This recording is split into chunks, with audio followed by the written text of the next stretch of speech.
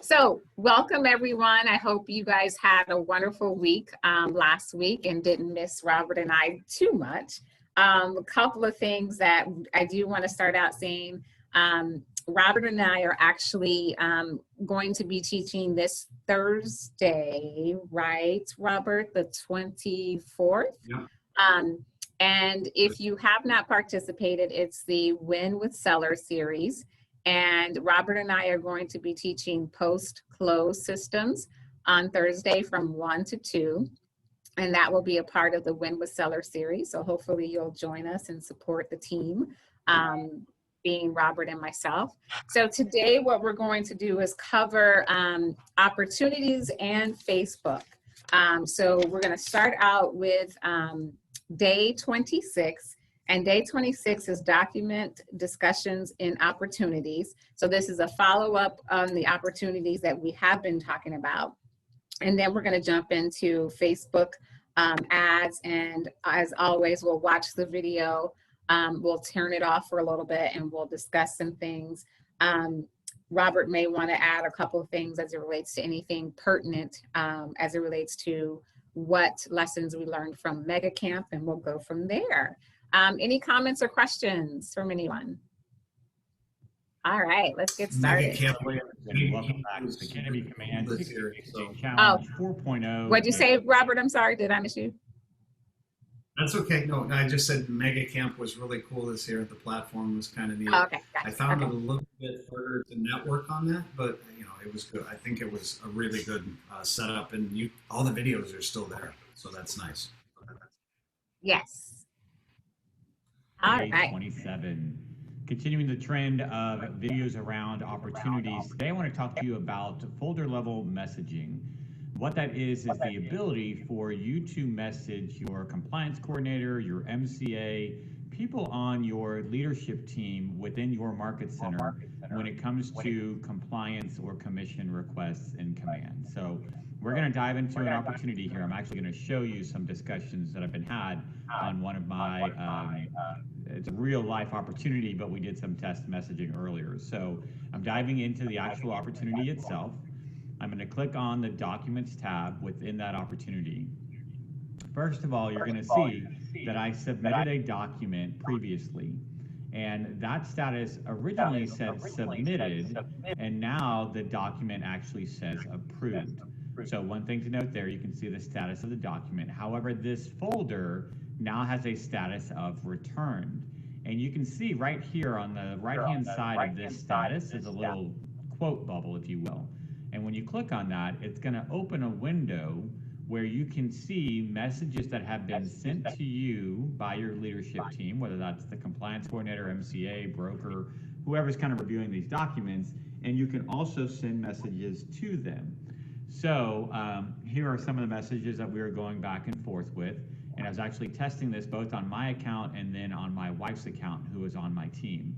So interestingly enough, and which is pretty cool, if you have a team member assigned to an opportunity, both the person that created the opportunity and the team member will receive a message if it is sent from within that opportunity. So for example, David is my MCA. He basically rejected this because it was kind of a test submission and said, hey, we're not going to start doing command until August 1st. So we will be doing command compliance starting August 1st. So they were going through and basically clearing out all of the previous.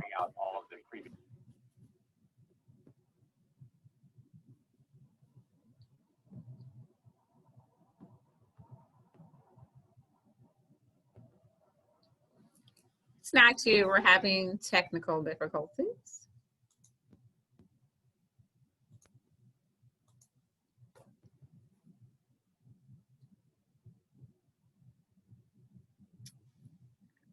Okay.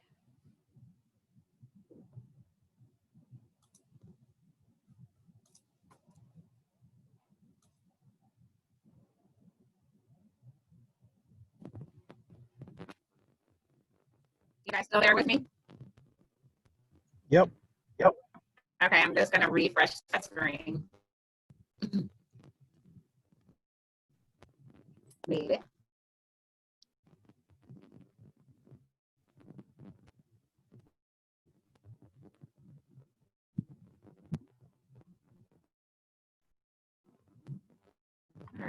let's do, just X out of that completely.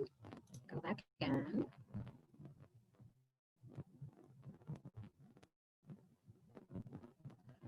And it may be my internet because it's not loading at all.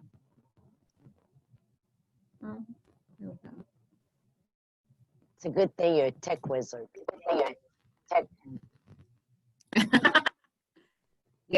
Yeah, it's my internet. Robert, can you hear me?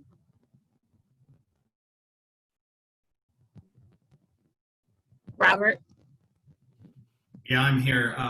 What I'm doing is I'm looking for the video to possibly post and share. So possibly. Yeah, I may have to have you do this because for some reason it is not happy. Day 26, yeah? Yeah. So let me know when you have it. I'm gonna try one more time. I need to be made a co-host. Yep, hold on.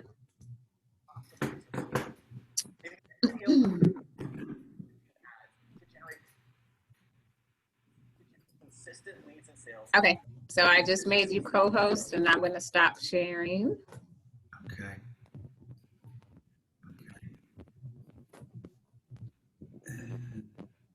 Thanks for your patience, ladies and gentlemen.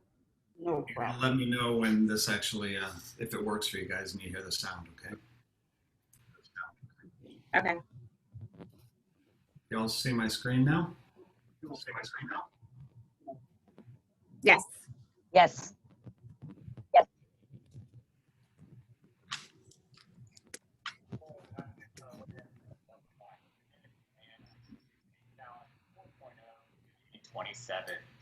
Continuing the trend of videos around opportunities, today I want to talk to you about folder level messaging.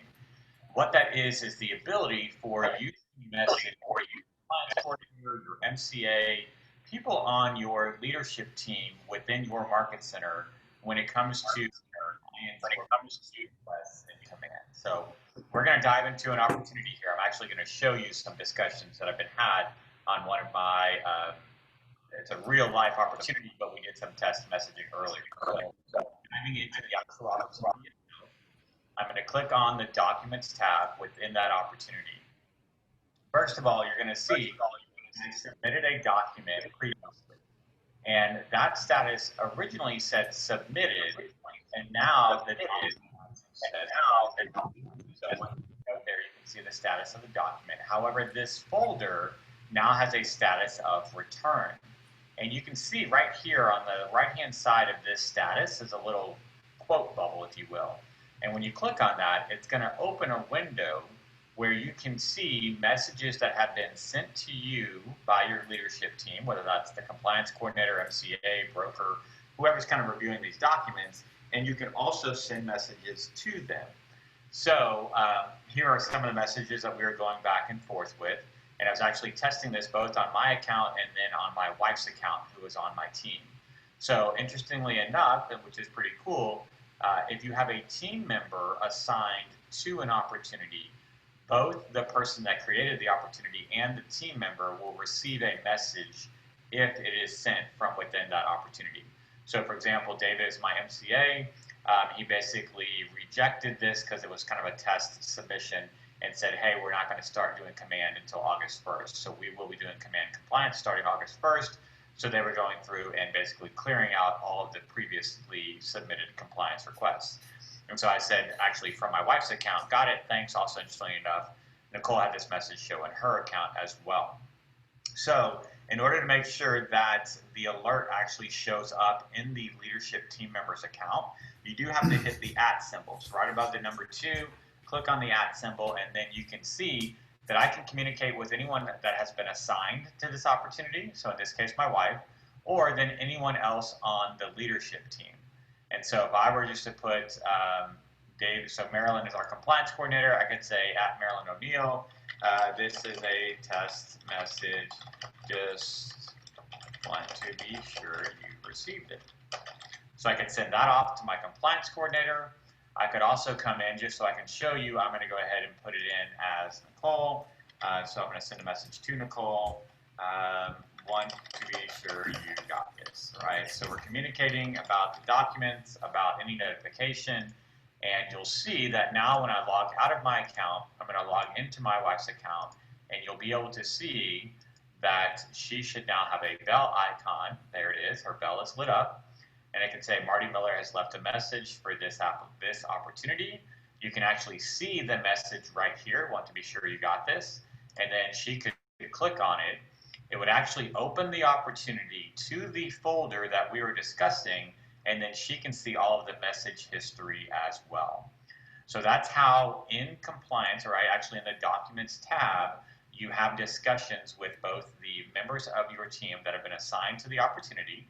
So that might be your compliance coordinator, your contract and close coordinator, your VA, your marketing director, the rainmaker, the buyer's agent, the listing agent, any of those people.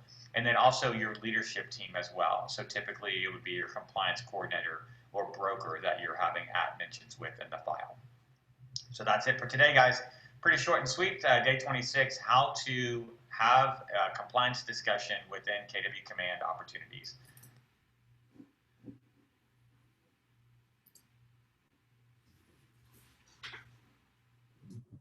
it. Thanks, Robert. No worries. So couple of things I wanted to highlight, and if you want to stop sharing, Robert, and then if you could do me a favor and go to the next one, 27th or 27, and get ready for that, that would be awesome. Cool. And then after that, I'll go back in and see if I can do 28 and 29. So a couple of things I wanted to highlight would be this. First, I wanted to stress when Marty Miller was talking about the communication piece as it relates to when you're in command and then when you're in an opportunity, specifically within the document section, and you see that kind of ping on the right-hand side, or excuse me, left-hand side, the communication is with the MCA. So I wanted to be very clear about that. It is not with the compliance coordinator. So I just wanted to be sure. For us, this specific market center, that button allows you to, or that form of communication is only for people if you added them, if you have an admin, or if you're part of team, and also the MCA. Those are the only people that have access to that. For us within our market center, we have a separate component that is outside of command, and that's the compliance coordinator. That is not how you communicate with Craig Carter for. You have to email him separately. So I just wanted to be clear about that, because some people got that a little confused, is that if I communicate that way, am I also communicating with Craig Carter? And that is no.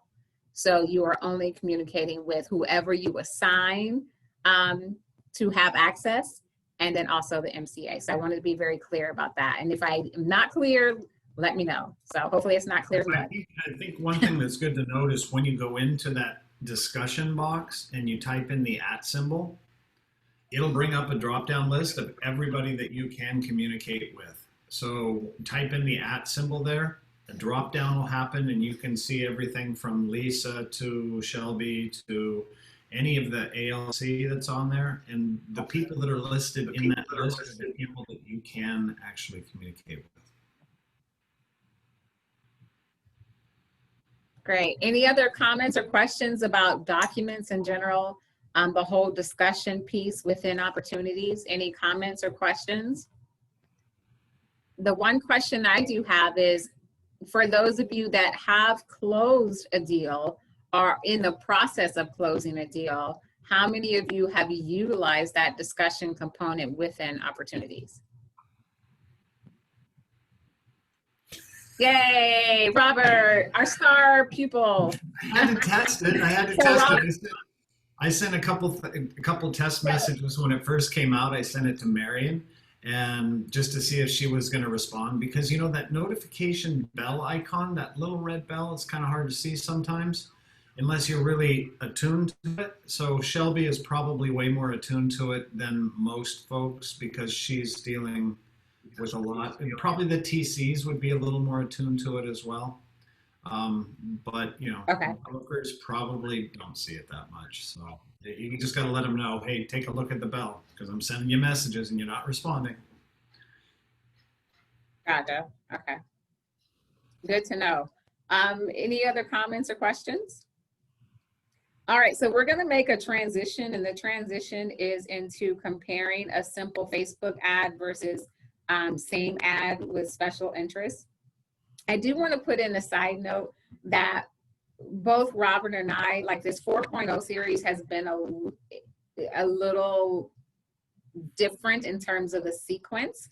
And so one of my thoughts, and I wanted to share this with you, Robert, and everyone else, is I think Marty Miller may be doing something as to where, can you guys hear me? Yep. Yes. My screen went blank. Yeah. Okay, so you can hear me, but I can't see you, so we'll figure out what's going on. I think what he may be doing is going in like sequential order in terms of running from basically A to Z, the process, and how sometimes it looks like you're going, you know, out of sequence, but you're not. So I think he's really just following a transaction, and it may seem a little, you know, it basically is different than what we've done. And I think he's just following, you know, the general process. So I think that's what's happening. So I just wanted to get that. I think that's a good observation. I think what I notice him doing is as things are also being updated in command, sometimes he's jumping around going, this is some new functionality, so I want to train on that when it comes out because people have questions on it. So it does seem like we're jumping a little bit, but he's not going through each applet in command like he did before. Right. Yeah. Right. Okay, Robert, so it's all you. Can you play up or tee up for us lesson 27? And this is comparing a simple Facebook ad with same ad with special interest. And we've talked about special interest before, so it'll be interesting to see what's next. Here we go. Everybody see the screen? Yes. Yes. All right. Yes. Good morning, Keller Williams, and welcome back to the KW Command 60-Day Challenge 4.0, and today is day 27. So if you guys will remember, back on day 7, we ran a Facebook ad together.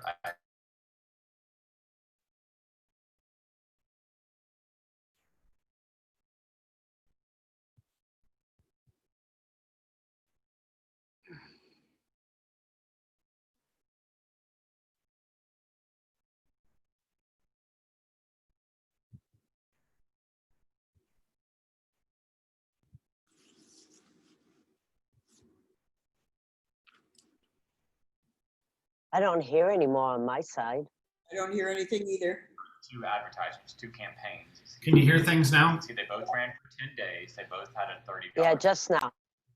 So this one actually. Let me do this. Let me back it up a little bit then, and I'll go back to here, and we'll play from here.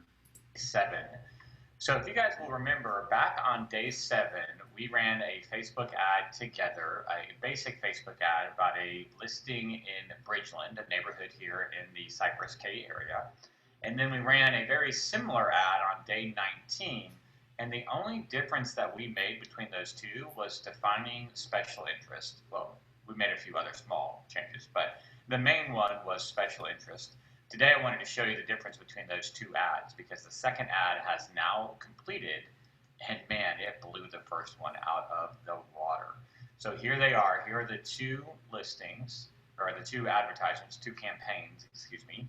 You can see they both ran for 10 days. They both had a $30 budget. So this one, actually, I lied. This one is not quite done yet. So we got $1.16. So it'll be done later on this afternoon. And yet, that being said, look at the results. So double the number of impressions, almost exactly right now. Double the number of impressions. Clicks, 3 times more clicks when we did the special interests. And almost double. We'll see if we can't squeak out another lead or 2 within that $1.16 that's left. But almost double the number of leads. And so again, the only big change that we made between those, if you'll remember, well, actually we made a couple of significant ones. So anytime, just so you guys know, if you want to see what you actually did with a particular ad, if you can't remember, you can always click on duplicate campaign and then duplicate and customize. And it'll actually show you the ad. So this was the original ad. Now, if you'll remember, we actually did 5 photos on this one. So we had 5 different designs. So they were carouseling through. The second one, I just went with 1 photo. It was just this lead photo of the pool. The other thing that we did in the original ad is that we did not use any special interests, right? We did not do any targeting of interests. So if we go to the second ad, and this is, again, if you just wanted to see what you did but not rerun it, you can just say, yes, you want to leave the page, and it won't even save it as a draft. So here's the second ad. So we're going to duplicate and then duplicate and customize, and I can show you. Again, this time we only went with 1 photo, and then on the special interest, remember how we added all of these special interests into the actual ad. So I'll be honest with you, I didn't think special interest had that big of an impact, but I will not run another ad moving forward without utilizing special interest, especially based upon these results, and I would recommend the same for you. So if you weren't a part of that, we'll put some cards up here in the video throughout so that you can see those 2 videos, especially day 19, right? Running the Facebook ad with a special interest. You can actually see a list of the special interests in the description of that video. And if you have any other ones, I've been editing it periodically to add a few more as I find them. But if you have any special interests that aren't listed there that you know work in Facebook, feel free to comment on that video. Again, that's day 19. Hope everyone's having a fantastic day. I hope all of your ads continue to do well and that you guys have great weekend plans scheduled. As always, I look forward to speaking with you tomorrow. Thanks so much. Awesome. Thanks, Robert. And so I'm still having issues with my computer. So if you can stop sharing for a minute, and then if you could tee up, sorry, you're taking my role today. Using Docusign folders to stay organized. It's 28. But I do want to take the time to mention a couple of things. The key takeaway that I want to focus on, and we've been mentioning this several times in various forms, is the importance of having those interest categories within your Facebook ad.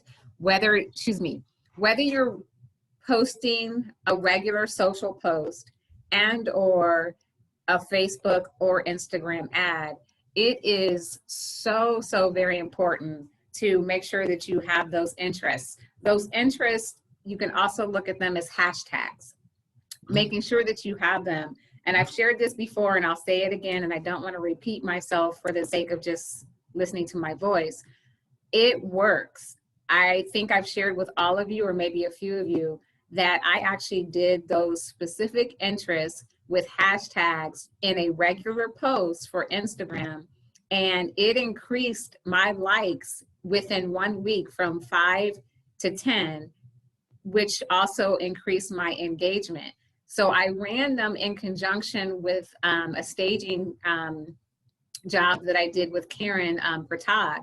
And I put on the post, the pictures like before and after, and then I also hashtagged those, or included with hashtags those interests. And those posts generated more real estate leads and engagement than I've ever seen on my Instagram account. So they do work. So I just wanted to put that plug in there for both social posts and also Facebook ads. Robert, you want to say something?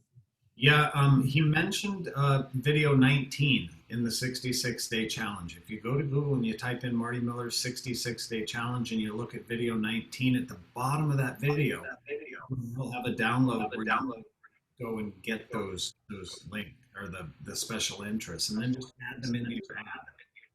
So, and both Latasha and I put together a list and sent it out as well. So, I mean, if you don't have that one, bump it against the one that he has. It might be very similar, but definitely. It is. It's the same. Even when we were doing Facebook ads before Lead Accelerator turned into campaigns, we were telling people to put in just Zillow. just put in Zillow if nothing else. And now that has turned into something that really generates millions compared to not having it at all. So make sure you do employ or deploy special interests on your ads for sure. For hashtags as well, right? I always forget the hashtags and then I go back and add them in. And what I'll tell you is my post didn't get anything, and then I added hashtags into it, and it just kind of exploded. So, you know, that's not a bad way to go too. Yep. For those of you that are on the Zoom call, how many of you are consistently now utilizing those interests categories or fields? Anybody posting any paid ads? I'm using those on paid ads. How's that working So for you? Marcus, yeah, thanks. You took the words right out of my mouth. Go ahead, sorry. I didn't hear you. I'm sorry. Oh, I said, how did they work for you? I did about 10 days with both my Facebook and my Instagram one, and I got 5 leads. Okay, all right.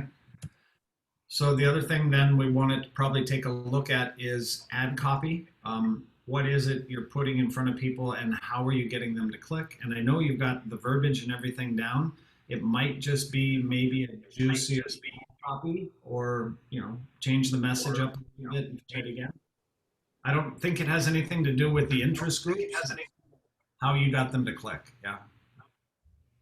It was just focused here on Maui, so I think there were just maybe fewer people engaged with it, but I was gonna try some West Coast ones maybe this week. Yeah, I will tell you that Maui crowd has kind of been saturated with everybody putting in ads, and they're a tough crowd.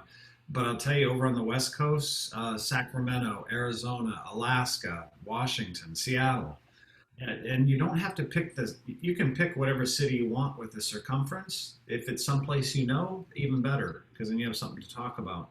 But the West Coast ads right now, with everything that's going on with the pandemic and everything, people are looking for sunny blue skies and crystal clear oceans, and probably one of the safest places in the U.S. So you'll get more play on that for sure, Marcus. Robert, Can I put in another plug, Robert? Oh, go ahead. Hello? Lucy, I think, had a comment. I was just, Robert and Latasha, can you please, I know we have echoing, but that's okay. Could you please restate that again, that I know people want blue sky, ocean, not so much for Maui, but showing the West Coast? I'm not understanding clearly. Could you please repeat? Thank you. So we have the ability to advertise to pretty much anyone in the US or Canada now. We can actually post ads to Canada. So you can post an ad saying, you know, take a look at this beautiful listing, right? Or how would, you know, you could post an ad that says, how would you like, I've done a split screen ad where it shows a busy, bustling, dirty city. And then the next half of the screen is a beautiful ocean view with palm trees and everything. And then just the little simple text on the front of it, which do you prefer? And then below it says, click here to learn more. And it takes them to my website or whatever. But the idea is to get them to stop the scroll and then click on something and become a prospect, where you can turn those prospects into contacts, right? They'll be a contact, but you actually want to get them, you want to speak to them, right? So But targeting all over, further out. Yeah, let's see. Regionally. Yeah, where did you ever live over on the mainland side, Lucy? I lived on Catalina Island, and I'm from Montreal. So if I want to target all the way to Canada. Well, wait. No, you have to pick a city, and you can do a radius around a city. So you could pick Catalina Island and do a radius around that city. or you could pick Montreal and do a radius around that. You can't do the US and just hit, 50 million people. There is some restrictions there, but you could pick a city by city, right? Okay, thank you. Yeah. Yeah. I am ready with 28 whenever you're ready, Latasha. I think so. Anyone else have any other comments? Okay, go ahead, Robert. Here we go.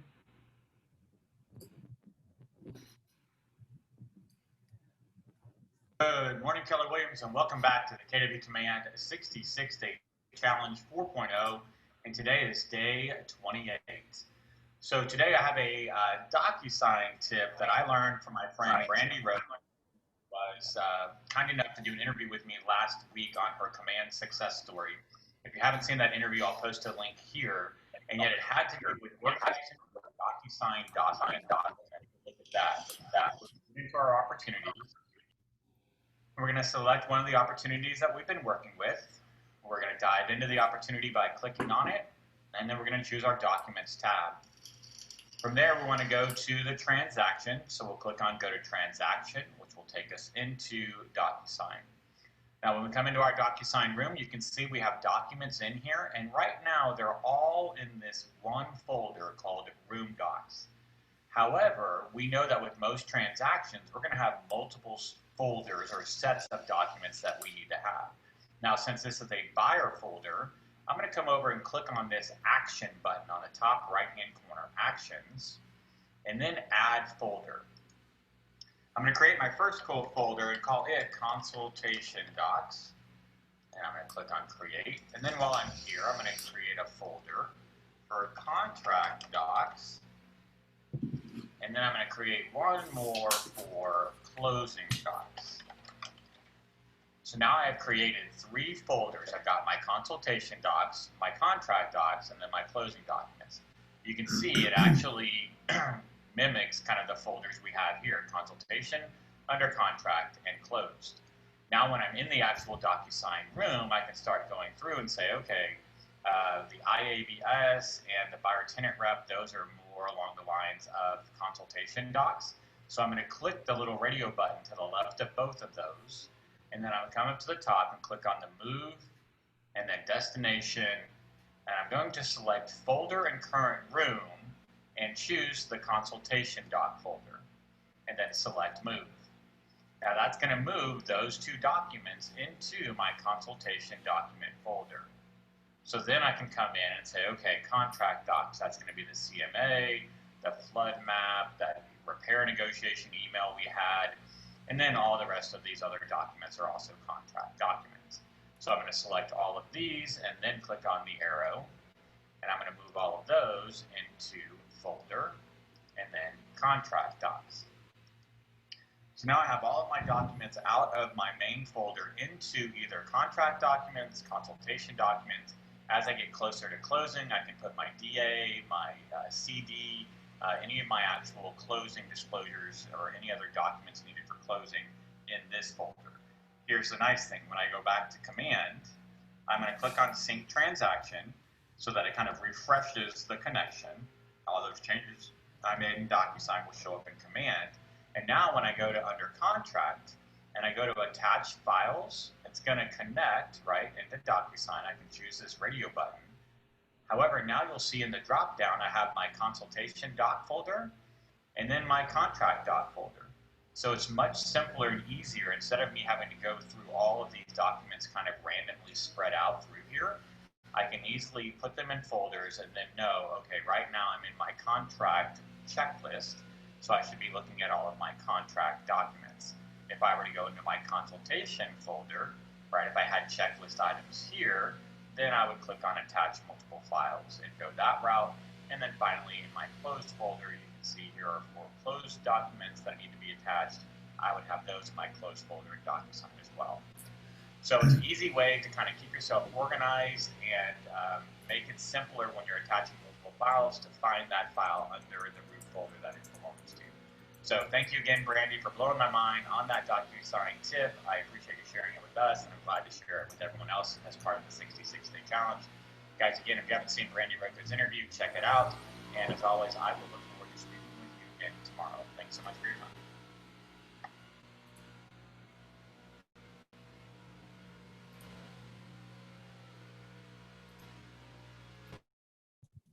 Thanks, Robert. So that tip, have any of you seen that tip before? Pros and cons to that? Is that something that you think would help keep you organized, or is that just one more thing to do? What are your thoughts in terms of practicality of doing that? So I have one question, I guess.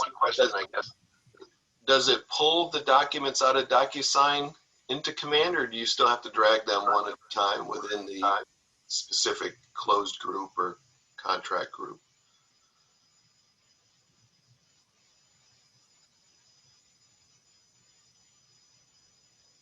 Sorry about that. I had to find my mute button. Yeah, there is a way that you can go in and pull multiple documents from Docusign to or from zip forms into the Docusign room.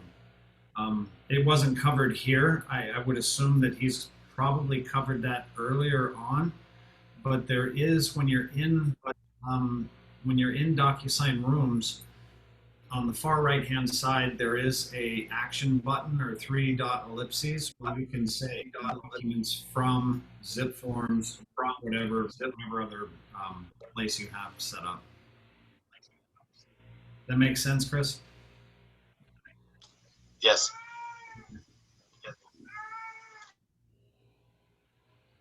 Sorry. So anyone, What day challenge was that? I'll have to look for you. if you go into, if you just type in Marty Miller and you just type in adding documents or Docusign, it'll come up with all the Docusign videos, and then you can search it that way too. That was number 29.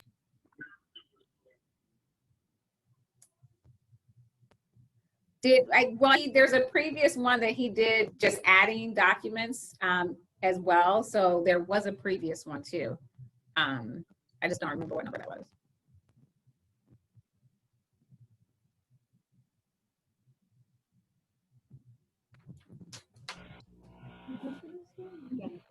Oh.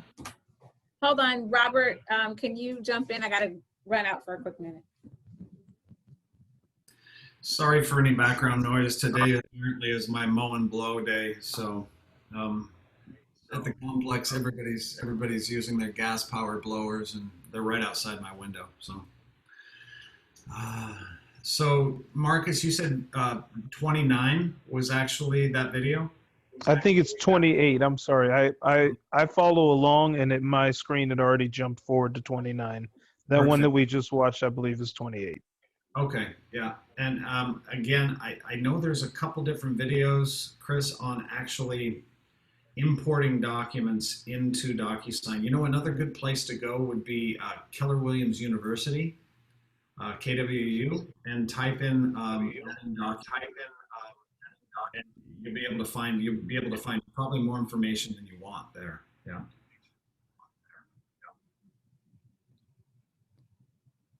Thanks, Robert. Yeah. Any other, Robert, in terms of your, also in Docusign a lot, do you see the validity of breaking that up, or is that just one extra step, or what are your thoughts, you know, from an everyday user almost of Docusign? What I've found most of the time is when a single agent or a solo agent is starting to get kind of busy, they're going to enlist the help of a TC. And on the TC side of things, they kind of know the names. So I don't know if it seems like an additional step for them to put those pieces in place, because they understand the naming convention and they can whip through it really fast. For a solo agent who's just doing their own deal and following it all the way through, for me, it makes sense to have those folders set up so that then if I go back and look at it later, I know exactly where my stuff is stored. It just depends on how structured you want to be. You know, some people don't think that way. A lot of other people, you know, the structure could kill them.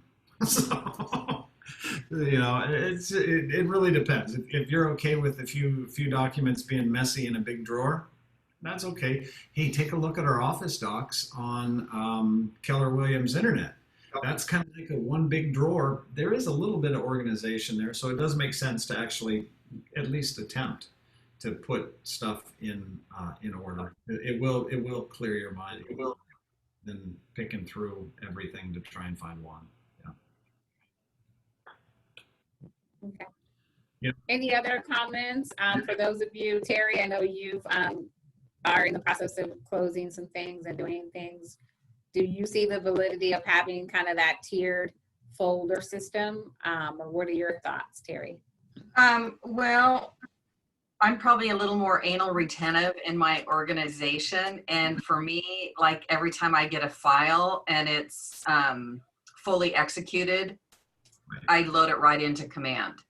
So I don't wait until I've got like 10 documents and then try to find them and put them in Command. I put them in as they are executed and ready to be put in, which for me makes it easier because then every day I'm checking off what I've done on my timeline and I know where I'm at. Yeah, I've seen some other people, Terry, that are very much like you. I'm kind of that way too. So inside of Command, I have fully executed documents and a not fully executed. So half signed and fully signed. So that way, you know, when you're looking at it, you don't have to open it up and look and see, I don't have two signatures here. I need, but if it's in the finished side, I know right away that I need to take care of that stuff and attach it to the checklist in Command. So, yeah. I'm with you, Terry. Great. Awesome. Anyone else have any questions, follow-up questions, anything that was not clear that we need to clarify? So let's do one last video. Robert, I'm going to list you again. This is going to be 29, and it's creating a landing page for open house registration. So this would should be interesting.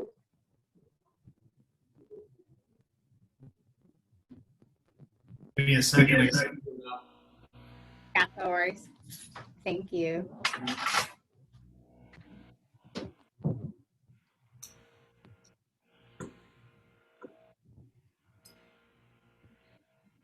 Let me get through the ads. How would you like to see 5? Okay.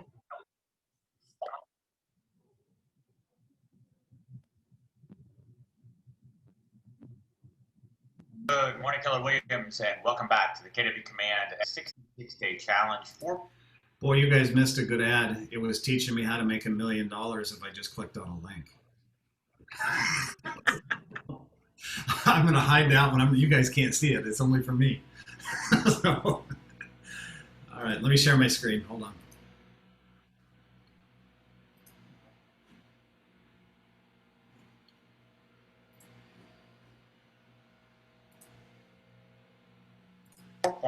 And today is day 20. So this is actually an update to based upon actually a request from an agent that came in overnight.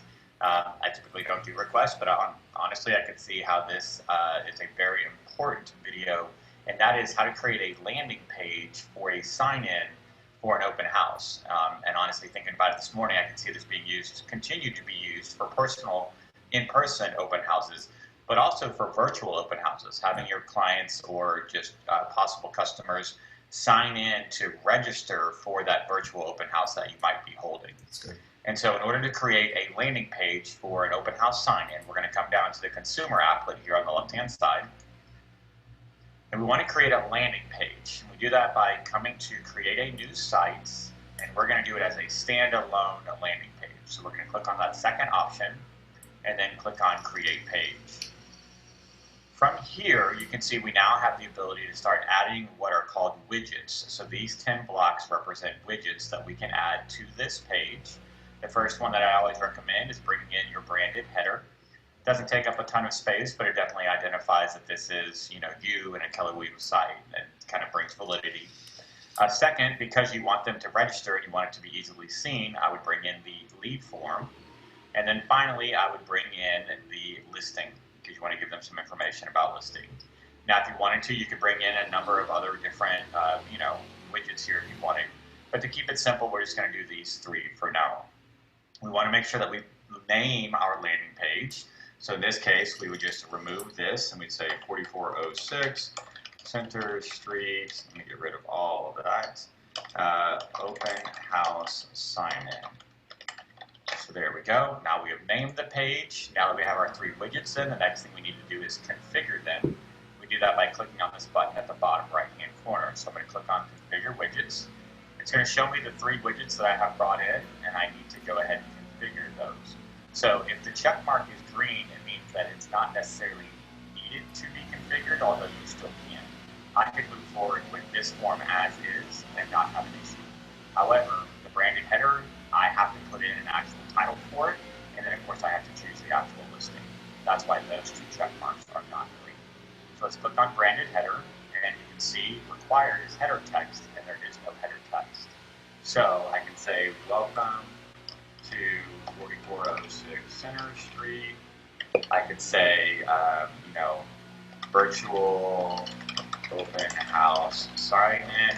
You just have to be careful because obviously you're limited to 30 characters. So it could be, 4406 Center Street open house. And I'm going to run out of characters, right? I was going to try and do open house sign in. So Center Street registration, that would fit. So again, you got to be creative about what this looks like. And then you can make sure your headshot, name, phone number. I'm particular about my phone number. I just like dash it, so that's just me. And then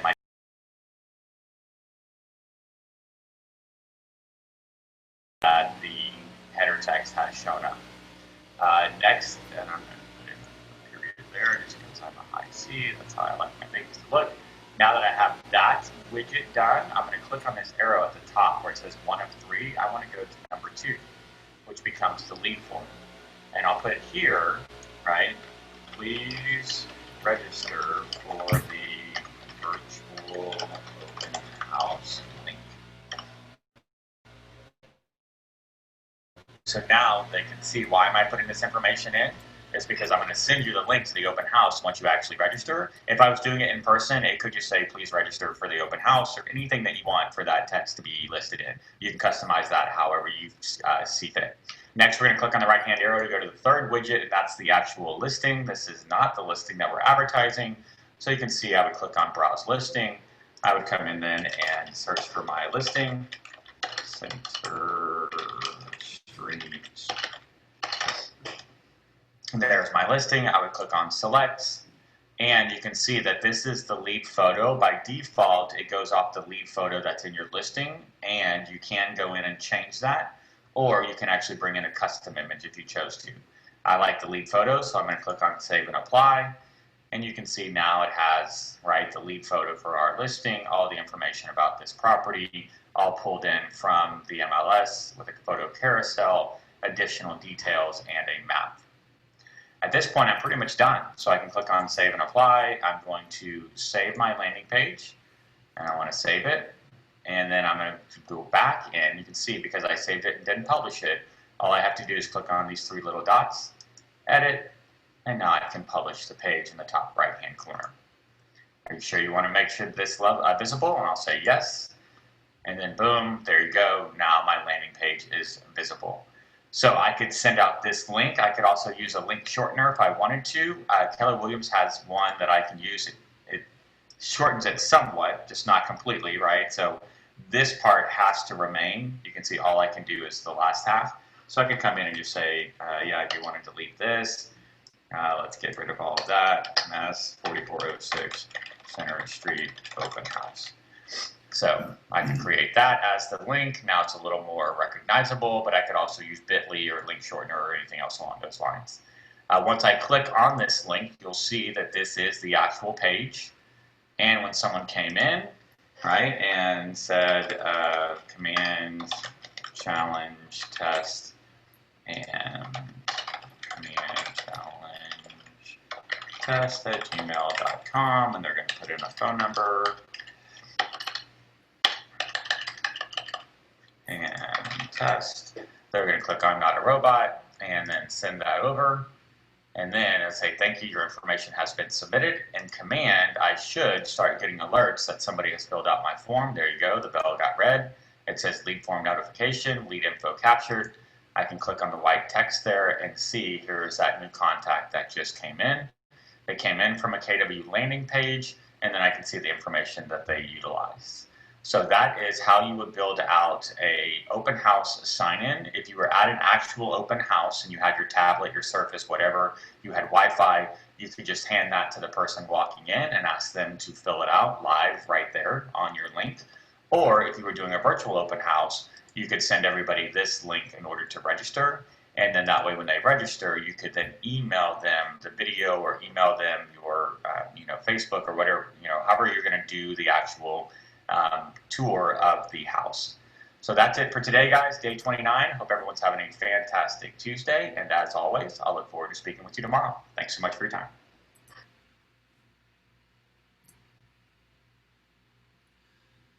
Sorry for the loud noise. Sorry for the loud noise. It was they were right there when the video kicked off. So if you have to rewatch it, it's not a super long video. Just make sure you go back and watch that one, because that one's actually a good thing. And this one would be good for you. I know you've been sitting open house in my neck of the woods, so it's not a bad one to do. You can set up that landing page, and you can actually send yourself that link in messages.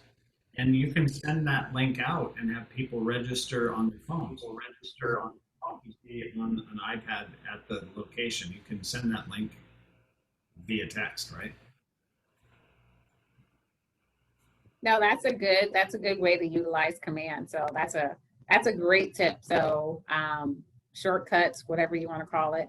So any comments, questions, or feedback from this incorporating or creating landing pages for open house registration?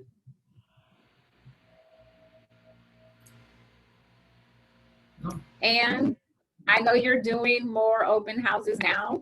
Have you guys thought about doing incorporating Command as it relates to sending out registration links, or what are you guys using now? And would this be a better mousetrap, if you will, compared to what you're using now? Oh, unmute yourself, Ann. We can't hear you. This would be much better than what we're doing, definitely. I mean, I do some Facebook videos when I'm here and things like that, but yeah, this would be much better. Nice way to keep track of things and stuff. Something I was thinking about was, with COVID situation and cleaning everything, you almost have to have a clean pen bucket and then a dirty pen bucket for after they sign, and then those have to be, this way you're sending it to their phone. They don't have to touch a pen. They don't have to touch a piece of paper. Right? They don't have to touch. Or they can buy one of these. I've got one of those too. That was awesome. I love my social distancing tool. I use it every day. It's like a I wish it was like, I wish it was like my grandmother used to say, a do right stick, so I can stick people and say do right, I gotta get one of those. Don't you miss me? Yeah, this is from Amazon. Yep. Amazon. All righty. Any other comments or questions? Thanks so much for. Okay, go ahead, Terry. What is that you were showing, your social distancing tool? What is that? Oh, it's a social distance tool, so I can open doors with this. If I wanted to drink, I could open a bottle opener, and then my stylus on here, like when I'm at ATMs or banks or grocery stores, this actually will allow me to write on the keypad and touch it as well. So elevators, everything, I don't have to touch anything. Wow. So it's literally called a social distancing tool. Cool. I'm gonna get that. And I got it from Amazon. I love it. And then what I do, just so you know, is when I get home, I have a bowl that I put my keys in, and then I have Lysol, and then I just spray it down, with Lysol. When I'm come home and then, you know, when I go back out, it's desanitized and I use it the next day. I think they should be called do-right sticks. That's what I think they should be called. You like that? Yeah. That gave me an idea. I should have, if I could find one of those not too expensive and put KW on it. Yeah. That'd be good. That's a good promotional, especially with everything going on. Well, thanks everyone for joining us. If you have any follow-up questions, let us know. I would love to say this, if any of you within the next month, 2 months, or weeks, whatever it is, if you switch to the landing page as it relates to open house, could you let us know, you know, give us some feedback, let us know how it was working.